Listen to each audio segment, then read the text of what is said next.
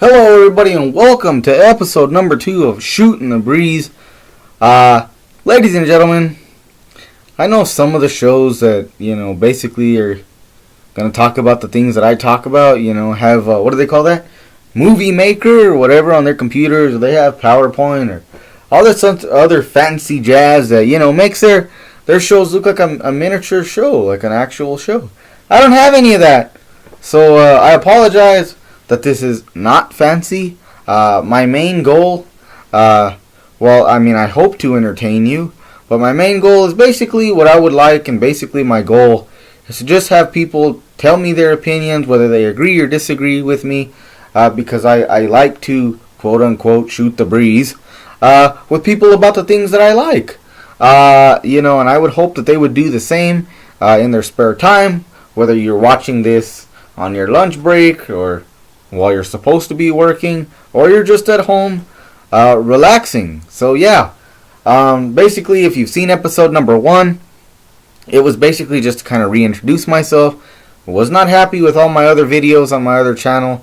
I didn't feel like me shine through. I was trying to be too serious, and I don't want to do that anymore. As a matter of fact, I don't care.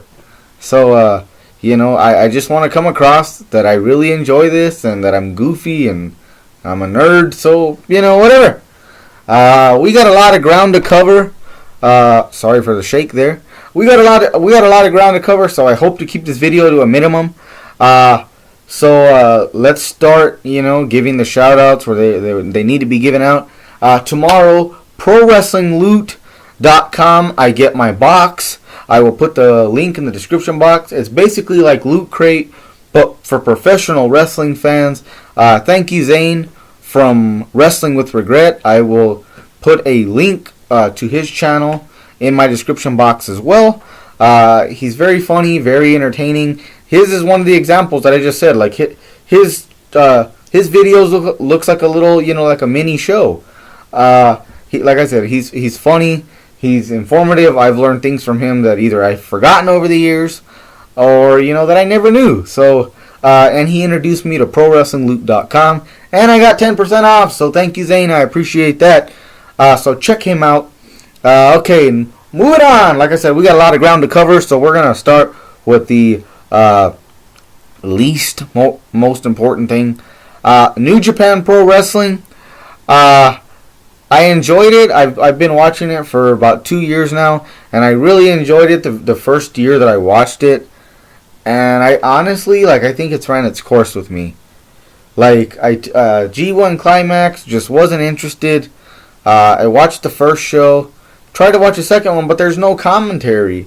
And I just didn't care. Of course, I watched all the matches that people were like, you need to go watch, Elgin versus so-and-so, or AJ versus so-and-so. I watched those. What was the last? Destruction. Basically watched the matches that I felt were important, that I was interested in. I saw Ibushi versus Makabe, and come on, guys. Come on, you did not let Ibushi win the Never title? I know he's with DDT. I know that. So, okay, I get it. Well, you didn't let him beat Nakamura for the Intercontinental title, which to me is still match of the year. I get it why you didn't have him beat AJ Styles for the world title. But the Never title?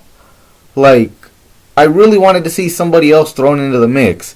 But what are we going to get, King of Pro Wrestling? Once again, we're going to get Makabe versus Ishii.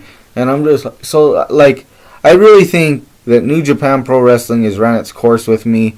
I don't think I'll be watching much of it anymore.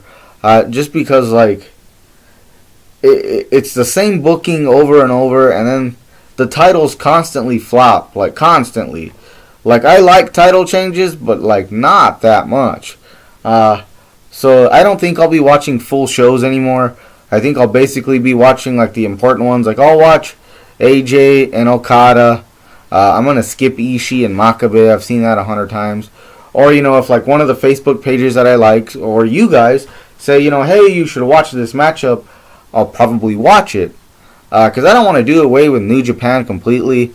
But I just, I don't want to watch the shows live anymore, and I don't want to sit through one of their full shows because I hate to say it, but I'm already bored with it. Okay, so next topic, which is anime. We're going to get off wrestling for a minute. Anime. We're in the fall season. I watch my anime on Hulu because I don't want to subscribe to Crunchyroll. I'm too lazy to basically hook up my computer to an HDMI, go to like one of the anime websites, and then punch in every title and watch them. So I've only seen 2. I've seen Attack on Titan Junior High. I love the original Attack on Titan, as any of my friends can tell you. A lot of people hated on Attack on Titan Junior High. I don't think that it was ever intended to be taken serious. I went into this thinking that it was basically going to be funny. And it was. I enjoyed it. It's basically a parody of Attack on Titan. And it's fun sometimes to have fun with things that are supposed to be serious. And I think this works. I think I read on Facebook somewhere that the people that work on AOT Junior High are not the people that work on the actual AOT show. So there should be no hard feelings. The people that are supposed to work on actual Attack on Titan are still working on Season 2. So, go check it out, but just have fun with it. If you have fun with it, I guarantee you'll enjoy it. If you're going to be Mr. Grumpy Gills, you're not going to enjoy it. The other one I saw was One Punch Man. At first, the purple guy, I thought this was going to be like real serious. It's kind of serious and it's kind of funny. I like the feel of it. So we'll see how that turns out. And then, the other one I watched, it was like Chivalry is like Dead Last or something like that. Sorry if I butchered the name. Basically, the guy who's ranked last is going to live with the girl who's the daughter of like a queen or a king or something like that, and she's ranked number 1. Forgive me if I kind of butchered that for all you hardcore anime fans. I like anime, but I'm not like super hardcore like my best friend James or even some of you guys. Not saying that I'm just like, I only like Naruto and Dragon Ball Z and Bleach and Attack on Titan and SAO. I watch the stuff that's not so popular because it's awesome. It's awesome. So forgive me if I butchered that. But anyway, that anime was pretty cool. We'll see if I continue with it. I usually give new anime like a 5 episode trial. And if I don't really like it by the 5th episode, then I bail out. So we'll see. That's basically all the new anime I've seen so far. I know that there's more. But like I said, I watch Hulu. So forgive Hulu and forgive me for not watching all of them.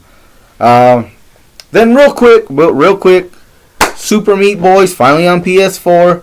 I tried it on the Xbox but didn't really understand it. I actually gave it a legit chance now on PS4. I enjoyed it. It's mind-numbingly hard at times, but it's very fun. The other game that I've been addicted to is Binding of Isaac. Finally beat it. I would play this game on my friend James's console all the time and could never, ever beat it. I think maybe I made it to Mom once. So finally I gave up and I stopped playing it because I sucked so bad. But, last weekend or so, I got an itch to play it again. And I was like, I really want to try. So, I know this might be stupid. I know some of you are just... But I went and read up, on how I could possibly get better. And things to do. And they basically said dodge. Even if you had bad aim, you'll eventually hit the monster. So I said, hey, what the hey? And I've done that, and I've actually gotten better. I've actually beaten Mom twice. I've beaten Mom 4 or 5 times, and beaten Mom's heart twice. So I'm getting better, and I'm super excited that I'm getting better because now I enjoy it a lot more. And it doesn't seem like this impossible mountain to climb to make it to the womb, which it used to feel like. It seemed like it was an impossible mountain to climb just to get to the depths. That's how bad I was. Now it doesn't seem that way anymore. So I'm very enjoying that. Check out Super Meat Boy. It's free if you have PlayStation Plus. If you haven't checked out Binding of Isaac, it's really fun. It's $14.99. They're fixing, I believe, to release DLC on the 30th of this month. So that's cool. So, like I said, a lot of ground to cover. Let's get back to pro wrestling and the most important part of pro wrestling, because this is going to take up the rest of the video. If you're still hanging with me, I appreciate it. And if you hang with me till the end, I appreciate it even more because if you're a wrestling fan, then stick with me. NXT TakeOver Respect happened, about an hour ago now, a couple hours. And the main event, my God, it personified why I am a pro wrestling fan. Did Bayley and Sasha top their match from NXT TakeOver Brooklyn? In my opinion, no, not wrestling-wise. Storytelling-wise, they surpassed their match at NXT TakeOver Brooklyn.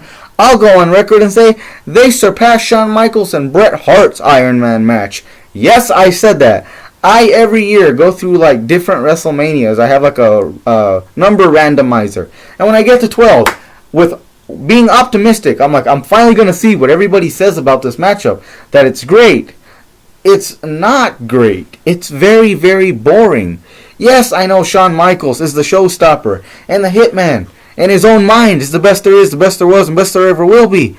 And some may argue that he is or he isn't. I don't think he is. I think Shawn Michaels is a better wrestler than he is.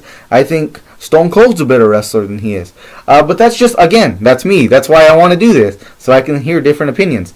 But yes, I just don't see the magic that this match has, that all the guys, when they do interviews, like the wrestlers and stuff, I don't see it. Some people that I've talked to, I just don't. So to me, Bayley and Sasha surpassed that. But the end celebration, the storytelling, it was off the chart. And I hate that, whoever is in Michael Cole's ear on Monday Night Raw, makes him say the Bellas helped start the women's revolution. The Bellas didn't start the women's revolution. They didn't even help. If you want to look to two people that helped Sasha and Becky and Charlotte and Bayley, it was Paige and Emma with their match at the very first NXT pay-per-view. That match was awesome. And notice I said women's. I did not say divas, because after watching Table for Three and Ivory basically saying the definition of a diva, I wanted to look at the definition myself. And after reading the definition, I believe that the only women in the company that personify what the definition of a diva is the Bellas and Alicia Fox. That's it. The rest of them are trying to be women's wrestlers. Hell, even Eva Marie. Yes, I know she missed her 2 count and her opportunity to kick out, but she's trying to be a wrestler. Naomi isn't great either, but she's trying to be a wrestler. The Bellas, to me, just are like, I'm married to Daniel Bryan. I'm screwing John Cena, so that's why I'm here. They personify what a diva is. Vince McMahon, get your head out of your rear. We want to see women's wrestling. Get your head out of your rear. Women are no longer divas like they were in the Attitude Era with Sable and Sunny and the women that came, before them. That's over. It's great nowadays that we can have women like Sasha Banks and Becky Lynch, who I think are attractive, yet they can kick ass. I think that's really great to have that combo, not just be like, yeah, she's a looker, but she doesn't know a wrestling clothesline from an actual clothesline. So no, let's please get women's wrestling onto Monday Night Raw. When the 3 of the 4 horsewomen debuted on Monday Night Raw, the very next Monday, or even that night, they should have said, Sasha, Charlotte, go out there and do your thing. You didn't even have to have a winner during that match. Just, get it to the finish and then have the Bellas run in and bam, bam, bam. And then, have Tamina and I'm drawing a blank, and Trinity, which isn't her, Naomi, and Alicia Fox all run in there, and then bam, have them go at it, and then at the pay-per-view, you have your 6-man triple threat tag team match, which is what, yeah, basically, if I'm losing train of thought, sorry. Like I said, I'm trying to cover all of this. Then have that tag match at the pay-per-view, and then after that, bam, no more. Have one-on-one wrestling matches. Show the whole WWE universe, WWE fans that watch Monday Night Raw, that watch SmackDown, show them what we love and what we're talking about when we watch NXT women's wrestling. They don't do that. So, Sadly, I don't care about Charlotte and Becky and Sasha anymore. I don't. Because I don't care about anything involving women on Monday Night Raw. As a matter of fact, I hate to say this, but the only thing I enjoy on Monday Night Raw and look forward to is the United States Championship Open Challenge. And I don't even like John Cena. You know, when the one segment I'm interested in on Raw involves John Cena, you know something's not right. But it's just like somebody said, it's crazy how NXT and Raw and SmackDown are owned by the same company, yet it's like night and day. It's like apples and oranges. You know, somebody also said that the TakeOver Respect was way better than the MSG show. I will agree, not just to be hip and cool and be like, yeah, boo, boo main roster. No, I was excited for the MSG show. I'd always heard about the MSG house shows on the internet and how cool they were, and I was like, I finally get to see one. And it wasn't really anything. I fell asleep during the main event for two reasons. One, I'd been up till 4 in the morning. I'd been up since 4 in the morning that day, and I knew John Cena was going to win, so I fell asleep. Excuse me, yes. NXT, once again, outshines the main roster. And it's awesome. Not that they're outshining the roster, but NXT itself is just awesome. I wish Vince McMahon, maybe at Thanksgiving dinner, Thanksgiving's coming up, just maybe, they'll all sit at the McMahon family table and he'll be like, son, what are you doing that I'm not? And Triple H will be like, well, Pop. And then he'll just tell him. And then maybe Monday Night Raw and SmackDown will get better. I don't even watch SmackDown. I just watch Raw. Maybe Raw will get better. We can all hope, right? What else? NXT TakeOver. Besides the main event. Baron Corbin's crazy end of day spot. Chad Gable, the hanging German suplex, which was awesome. Asuka, her showing was just awesome. I haven't had a favorite women's wrestler since the days of being stratified into Stratisfaction with Trish Stratus, but I think Asuka may just be my new favorite female competitor. That was awesome. So yeah, ladies and gentlemen, this video has still ran. I've tried to do this video 3 times now, and it still runs into this mark. So if you're still here, I appreciate it. Thank you. This has been Shootin The Breeze. Tomorrow I get my Pro Wrestling loot box.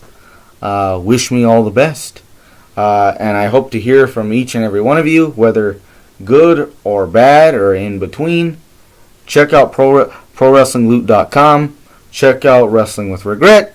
And until next time, have a good day or a good evening.